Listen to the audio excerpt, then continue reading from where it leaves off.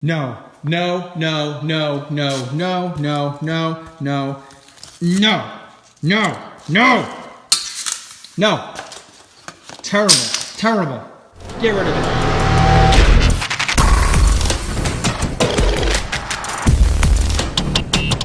Hey guys, welcome to the channel and the second to last episode in the E30 N54 series. The next episode being the finale, which will be a 10-minute finale episode. I think you guys are really gonna like it. I think I honed in on from the E36 N54 finale video that you can see right up there. Guys, this is gonna be a really great episode. We have a lot lined up for you. This is a longer one, just like the previous episode that I had, which was longer. So what I did was for these multifaceted episodes, I decided to break it down with timestamps down below in the description. You guys can just skip to whatever you want. I really don't care about metrics. I don't care about watch time or minutes or anything like that. Just skip to the part that you like, that you want to watch. I don't care. I just want you guys to enjoy what you're watching, and I just love the comments, and I always try to improve as I go through. This episode has been baking for about 3 months. You'll see that the backgrounds change over the course of this episode because I just needed to figure out how to make this work, especially with that front bumper and fixing the fiberglass, which for me was personally very challenging. So I wanted to just, guys, let you know that there's a lot of good stuff coming up in this episode and in the finale episode coming up, and I just want you to enjoy. All right, guys? So thanks for watching, and I hope that you take it all in. All right, I'm out of here.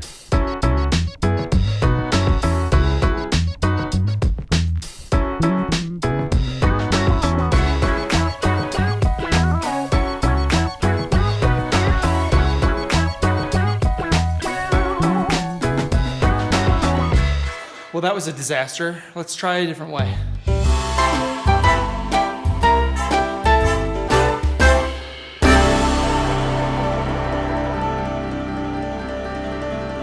No, no, no, no, no, no, no. Look, if I was gonna keep that, then it would have been a lot of body work in trying to smooth it out. It actually was below the grade of where I wanted it, so I'd have to build it up with filler. And when you put too much filler on there, it's gonna end up cracking later on down the road. It just would have been a mess. I just need the right thing. I need foam, was what I need. I need foam. I need to shape the foam out. I need to put it into the location where it's absent on the actual bumper, and I need to fill it with 1 or 2 layers of fiberglass and then be done with it. That's what I need. So I gotta start over on the front bumper and get back to it. Third time is a charm. Here we have some polyethylene, I think it's polyethylene, which is a closed foam, which is perfect for fiberglass work. It's very easily sandable. It's nice and hard, very rigid. So what we're gonna do is we're gonna cut the piece that we need to the size that we need. This is 1 inch thick, and it's gonna be perfect for this 1 inch thick piece. We're gonna cut it the rough piece that we want, and then we're gonna start sanding it down and getting the perfect contour that we want, and then we're gonna glass over that. I think that's gonna work way, way better than what we've done in the past. So let's give this a shot and see what happens. Like I said, I'm very inexperienced with fiberglass, but I'm definitely willing to learn, and trial and error is usually the best way to learn. So let's try it with this new Pink Panther foam and see what happens.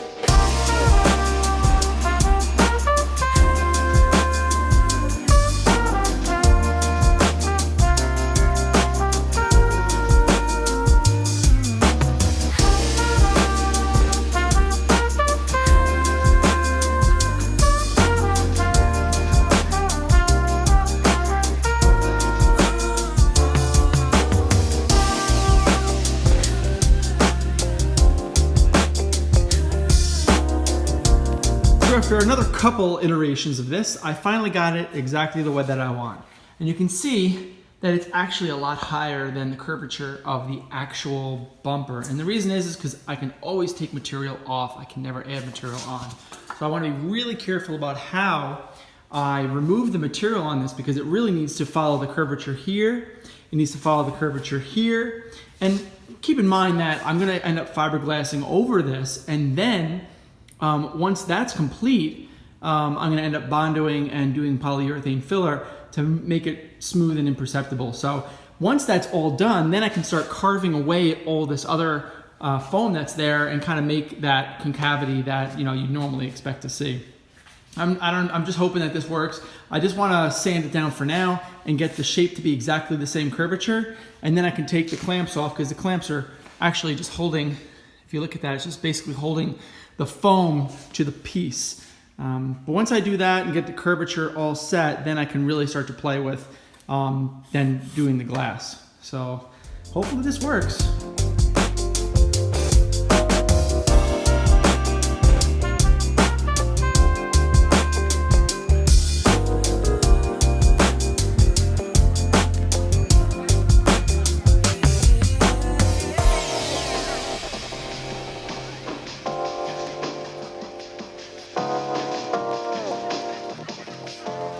I use my DA sander here to really smooth it out. I knew that was actually going to be better and because it was going to be quicker, and also left a really nice sheen at 220 grit.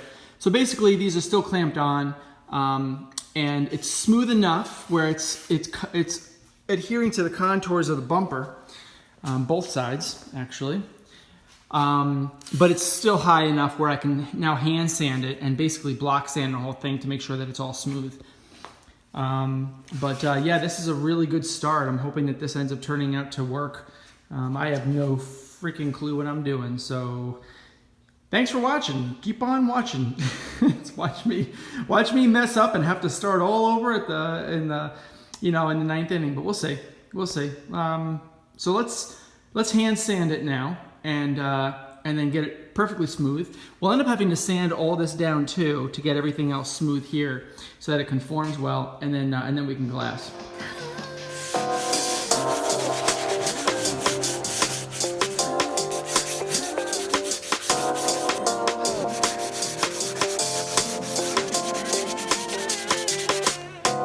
All right, so I applied some 2-part epoxies to each of these sides, which is why we have the clamps on.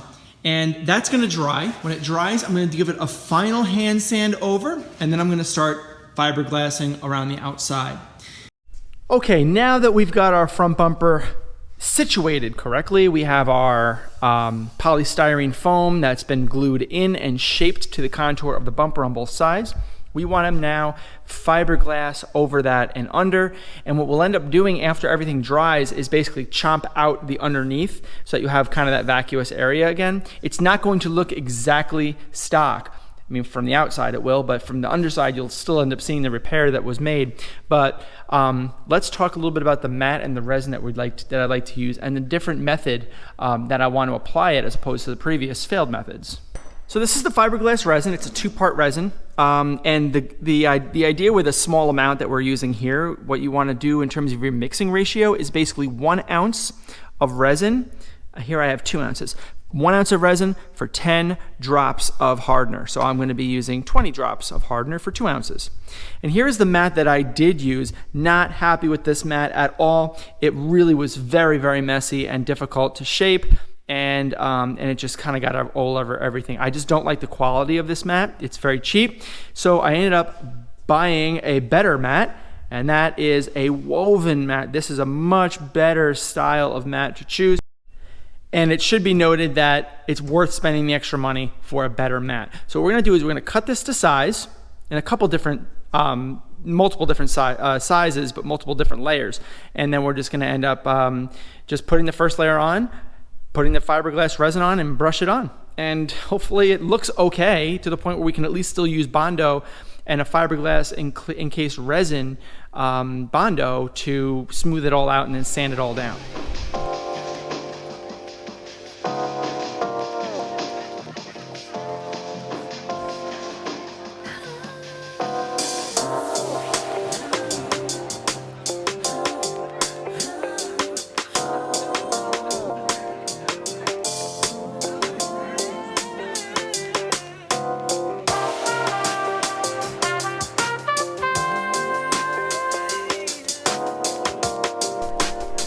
Now we play the waiting game. But seriously, what happens next is that we need to wait probably about a couple of hours for it to completely harden. Then I want to sand it down with a pretty rough grit sandpaper, and then put like a Bondo or fiberglass resin Bondo over it, and then that needs to be sanded as well, so it kind of smooths out the entire thing. And you basically want to expand the footprint of what you apply for your Bondo. Typically, you want to not just apply the Bondo, you know, right here and here. You basically want to start here, kind of smooth out the whole thing, because you're going to be putting a flexible polyester fiberglass resin Bondo in here. And this is raised, right? So this is fiberglass added here and here on something that wasn't there before. So this is going to be raised no matter how you slice it. So you want to basically smooth all that out across this entire lower part. So I'm basically going to be rebuilding and rebody managing the entire lower part of the bumper. So I want to make sure that I do this right, because if this starts to crack under any type of circumstance, I'm going to be in big trouble from the get-go. And I don't want to do that. I really don't. So I want to take my time and I want to do it right. All right, how did she turn out? Wow, not bad at all. It seems like it's conformed to the curve pretty well. You can see the curvature. You know, this will end up we're going to end up sawzalling this all off. I'm going to make this straight across, right? Same thing for this side too. Oh, looks pretty good. Let's put it up on its side here, or its edge.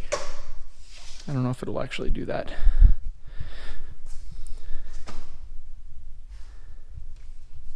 Yeah, it will. Wow. I'm pretty impressed. Turned out okay.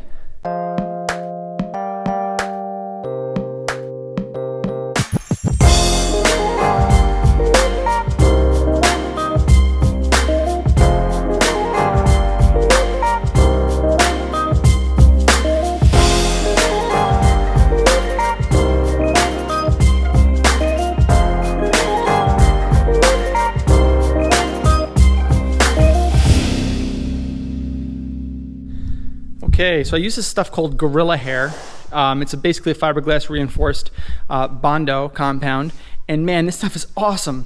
Let me tell you, it has like the self-leveling capability. So like you put the stuff on, and then it basically just kind of like finds its own level. Like I think there's gonna be minimal sanding that I need to do here. I'm gonna hit it up with 180 and 220 after it dries, but this stuff spread really, really nice. And you can even see the curvature is gonna follow really nice with this. So I'm gonna let this dry probably overnight, or maybe during most of the rest of the day. And that'll really help to get this thing off to the next level, which is basically Bondo and then paint. All right, so I sanded basically the whole thing down with like 80 grit and really like scuffed it up good. There's a couple places where the fiberglass is showing through the fiberglass filler, and that's okay. That means I've kind of bottomed out and that was a high spot. I still feel a lot of undulations here in this, so I need to now go through the Bondo stage and basically putty the whole lower part here. And then that is going to end up getting completely sanded down to 220, then 400, with the whole bumper will be 400, and the whole thing will be 600, and then it's ready for primer.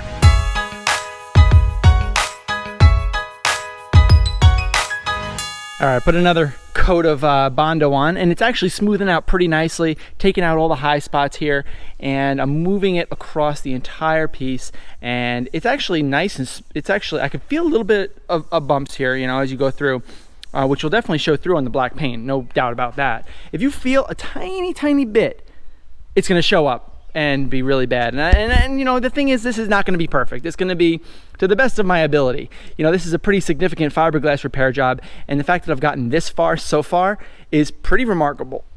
Pretty remarkable in my opinion. So what I want to do now is I want to bring this inside the garage because it's too hot and it actually cures too fast in the sun. I want to bring it inside the garage where it's a little bit cooler, no sun, and I want to use a polyester glaze putty over this. And that's going to basically self-level, and it'll be really easy to sand, and the whole thing will be one succinct, probably won't be one color, but it definitely will feel a lot better, and that's basically the last thing that you do before you put the primer on. So let's do that now. Let's bring this inside, and let's put that on.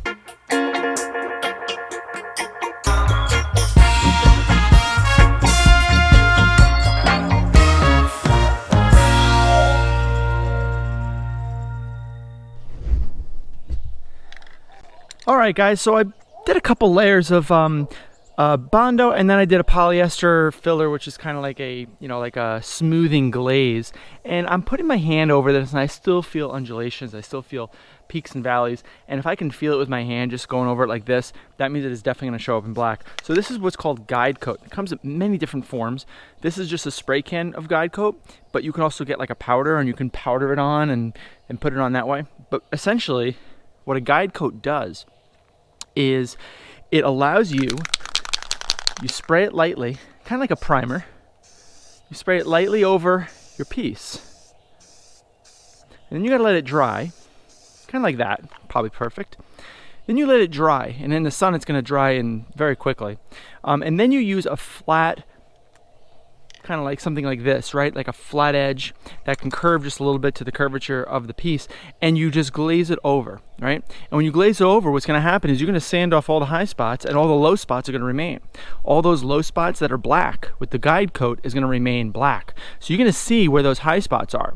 And the idea here is that you continue to sand until the low spots, the black low spots, are no longer black. And that way you know that you've sanded the high spots down to the location, the depth of the low spots, and you can stop sanding. So if I were to do this really quick, just a little,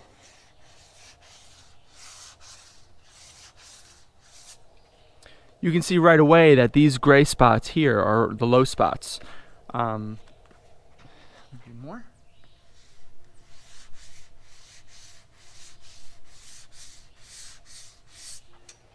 Even doing a little bit more, you can see even more prominently that anything that's in here that's dark gray or black is literally the lower spot. So I have to keep on sanding these higher, whiter spots down until they get to the level of the low spots.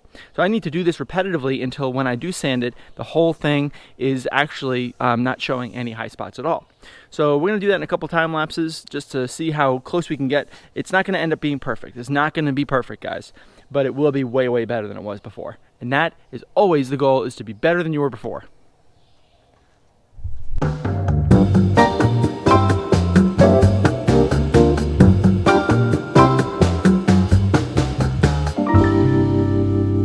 All right, this is like my third additional coat of guide coat after sanding and putting a couple more coats on. I've done probably about 10 coats and sanding them down and getting it just exactly the way that I want it. But as you can see here, there's a couple of high spots still.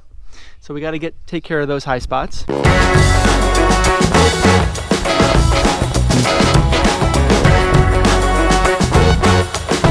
right, how did it turn out? Overall, not so bad. I think that it's as good as, the rear bumper is basically as good as I can get it at this point. The front bumper is what needed the work, and it still needs a little bit of work. I think that it's still shiny because it's still wet, but I do need to let it dry so I can sand it all down and then do another couple coats. I do need to add a little bit more polyester finisher, the glaze, to really get a lot of these inclusions that you might be able to see in the view here. But a lot of these little little nubs and stuff are from sitting, not sanding all the way down. So I'm gonna finish all that off. But overall, the quality looks to be pretty good. I think that the light is bouncing off of it when it's got a wet sheen. It's bouncing off pretty good. It's not perfect, but it's good enough, I think, for what this is. And overall, I'm very happy with it. So I'm gonna do a couple more iterations of body filler and then primer, and then both of these pieces are gonna be 100% ready for paint.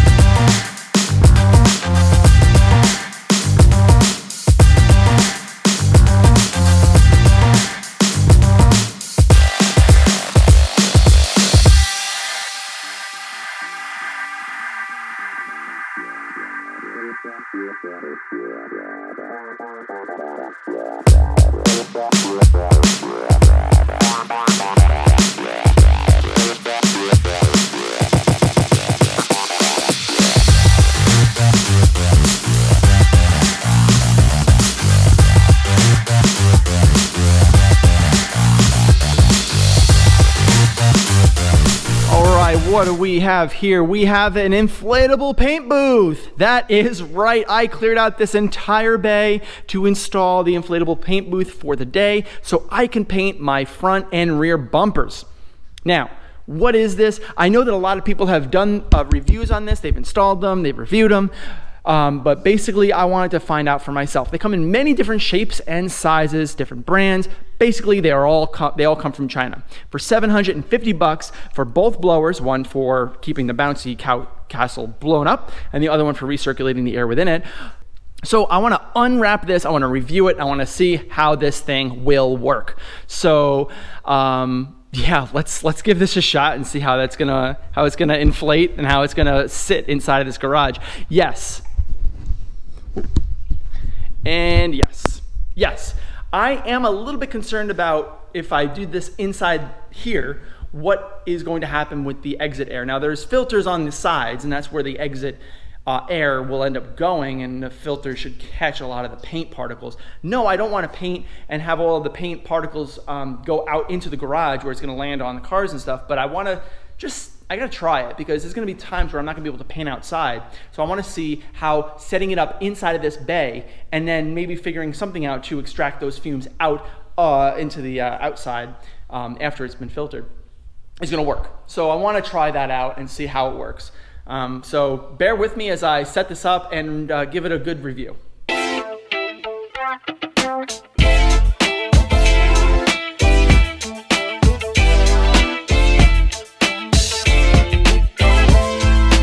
Here we go. We have our tent basically set up. This is a 23 foot long by 13 foot wide by 8 feet tall. Now, just so you guys get a reference here, the garage door height here is just about 8.5 feet. So even with the garage door open, it still won't violate the max height requirement, which is awesome. 23 feet basically brings you to the front where my daughter is, all the way over to probably where the outlet is right there. And then 13 feet brings you to the wall, from the wall over to where my daughter is, right around there. Not quite at the lift, which is nice. So basically I have all the clearance that I need. The only issue at this point is ventilation. I know that ventilation is going to be a concern. There are 2 ventilation doors, one right here and then one on the other side. The other one is going to be somewhat blocked, but I think I might have a solution for that by pulling air out of that location and out into the atmosphere. And then this one here is pretty much vented to atmosphere, except for it's in the garage, which is not good because I don't want any paint getting on my other projects like the E30 up above me. So what I want to do now is I want to basically fill this thing up with air and just see what it looks like. When you fill this up with air, you need to use basically the big fan. Big fan is right here. Big fan. This guy is a 950 watt fan. Essentially, that means that at 120 volts, it's sucking up about 7 to 8 amps. Now, make sure that this fan is on its own circuit and not tied to the other fan, which is a little smaller, 350 watts, or about 3-4 amps. Don't have these both running on the same circuit, because if any of these, if the circuit does blow, if the breaker does blow for any reason that you have the fan on and then something else or whatever, and it blows, the whole thing will start to deflate.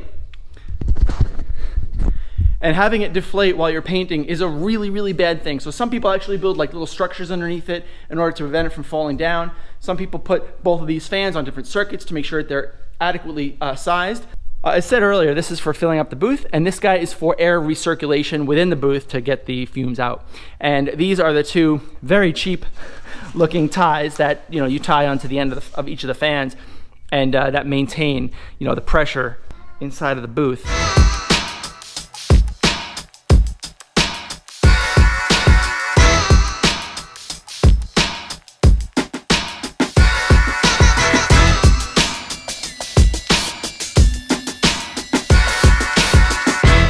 All right, it's up, and it looks like it's not violating the height. In fact, it's not touching anything in my garage, which is pretty cool. Here's the entryway. See, there's one of the exits that I'm a little concerned about. I'm also concerned about that one too. So I think I might want to take the whole booth and shift it over just another couple feet. Looks like I'll have room over here to do that. It is kind of leaning a little bit, so why is that? Let's see. I wonder if it's hitting on something. No, it's not touching on anything actually. It's awesome. Yeah, it looks pretty cool in here. You can literally drive a whole car in here, which is why I got this size, because I wanted to drive a car in.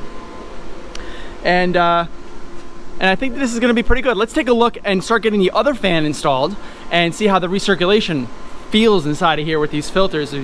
These, whatever they're called, charcoal filters. I don't think they're any good, but whatever.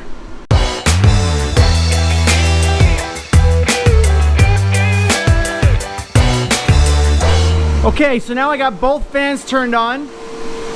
This is the recirculation fan, which basically pumps air into the booth, and it goes out right over here where these holes are located. And actually I can feel the air coming out, which is nice. There's another one on the other side of the booth as well.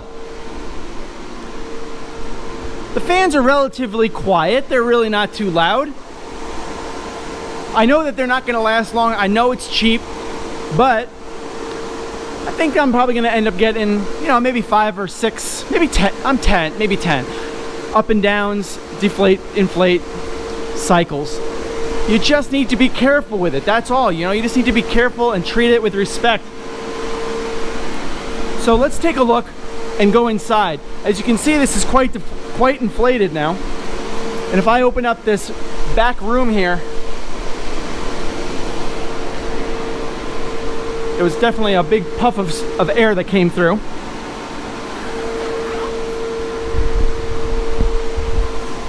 But this is the booth where you basically set up all your tools and your paint, kind of get everything mixed and ready to go. On the back side is where your air comes through, and then you can go through. This is the inlet air filter here. This guy here is the inlet air filter, and this is where the air comes into the booth. So let's go inside the booth and see how it feels there.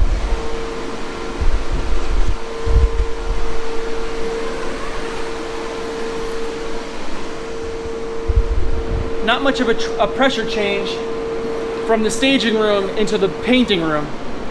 I don't feel any airflow. I mean, I feel it when I'm close to this, but ultimately I really don't feel much airflow. I don't feel much, right?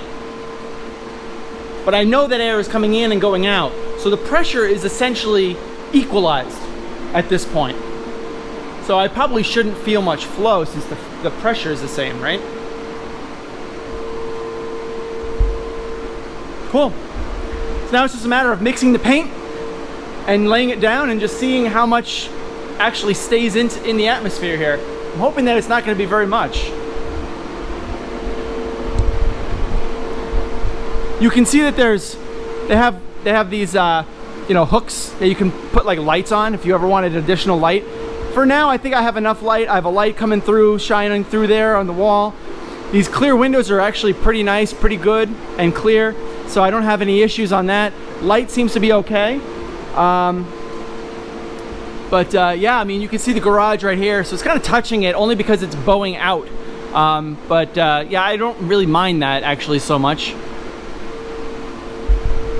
So just to let you know that when you remove connection to the fan that keeps this thing inflated, if you disconnect that fan for even 10 seconds, it already starts to deflate a sizable amount, which is not good, but that's why you always have to keep pressure inside the booth. Always put that fan on a dedicated circuit. This feels good. It does feel good here. All right, let's try painting something. Let's try.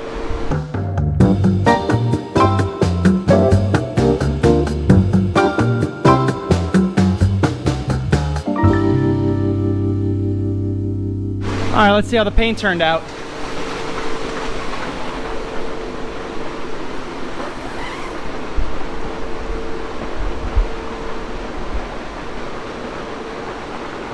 All right, not bad, not bad. Again,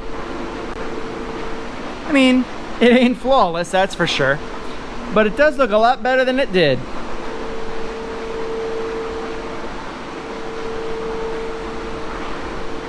It smells really good in here.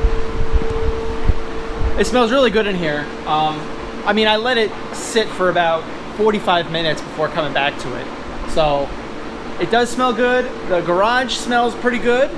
No issues there. Now it's time to lay our first coat of clear.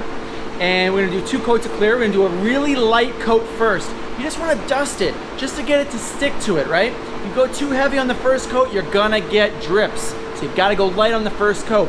The second coat is about 5 to 10 minutes after, during this flashing period, and then you put a thicker coat on that. If you put a thicker coat the second time, you have a much less chance of having it drip. And since we have a lot of vertical surfaces, we wanna make sure that we don't want it to drip down those surfaces. So let's put that first coat of clear, and we'll even do the second coat, and then we'll come back in and take a look and just see how well this paint booth prevents that rough texture that usually happens when the paint is just falling down and just settles. That's what you really don't want. You want a nice, clear coat the first time, nice and smooth, minimal color sanding after you're done. Let's take a look. Let's try.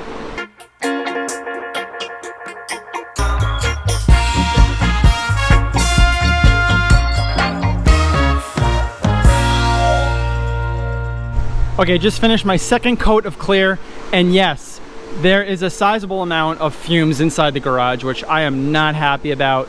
So I might end up having to take this booth next time I paint and basically put it right out here and just paint outside, which is fine, but I really wanted to see how I can get away with painting inside, and it can fit inside, and as long as I'm doing small jobs, maybe it'll work well. But I want to take, let this thing sit for, I don't know, probably about, another hour. And let it completely evacuate all the fumes, and then go in and take a look and see what the part looks like.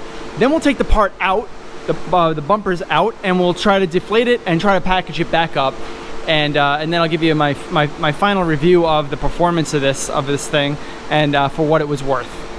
All right, so the second coat of clear is on. There are a couple of runs, I just inspected them, but it's not that bad. I think we can get through them pretty easily because we'll end up doing a clear coat sanding. Don't know if I'm gonna film that, but I'm gonna do it anyway before I do the final install. Now let's take a look and see how the parts turned out. So they're basically dry. We'll go over here. Oh, by the way, this was the, whatever.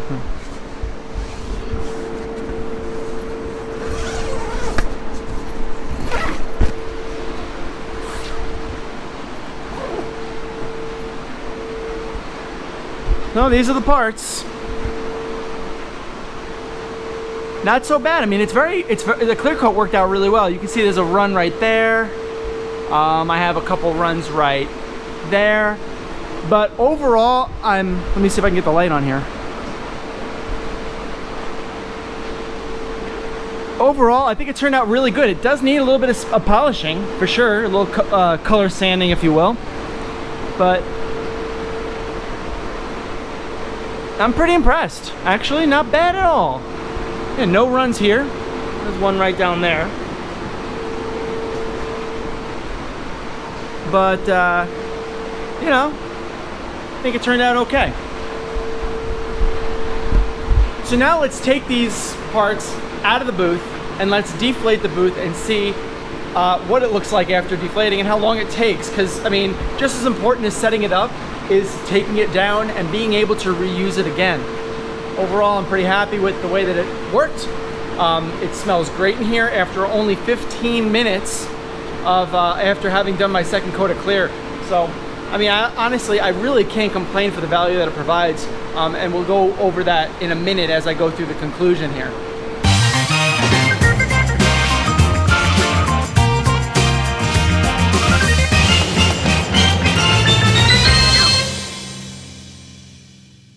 Final review of the rear bumper. Got a little bit of a run there. Nothing going on over here. Looks pretty good, pretty shiny. Pretty happy with it. This is definitely going to be like a 3-4 foot paint job, right? It's not going to be flawless. It's just not. You know, I did much better than I've ever done before. That's the important thing, right? Again, this looks really good. I think that the bodywork turned out really nice. It's almost imperceptible that there was ever an issue, which is the best part about this. That's the goal, right? There's a couple runs. We can take care of a couple of those small runs, but it's really warm out today.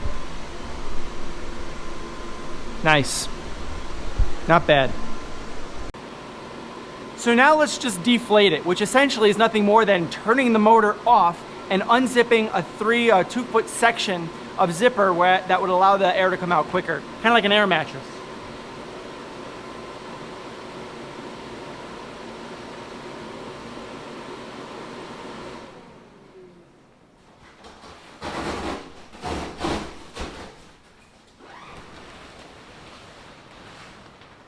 This is real time.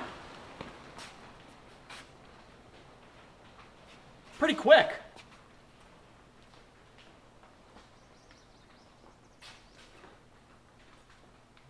So the initial pressure basically just compresses it pretty quickly. But then it just takes, I think, maybe a while for it to completely deflate.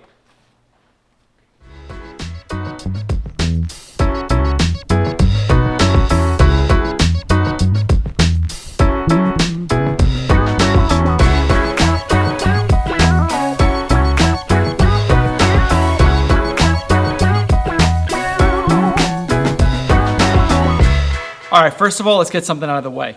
I ain't getting that thing back in the bag from which it came. It just isn't gonna happen. So I know that storage is going to be a problem, so I'm gonna have to figure out a best way to roll it back up and put it into some sort of storage container that it'll work in.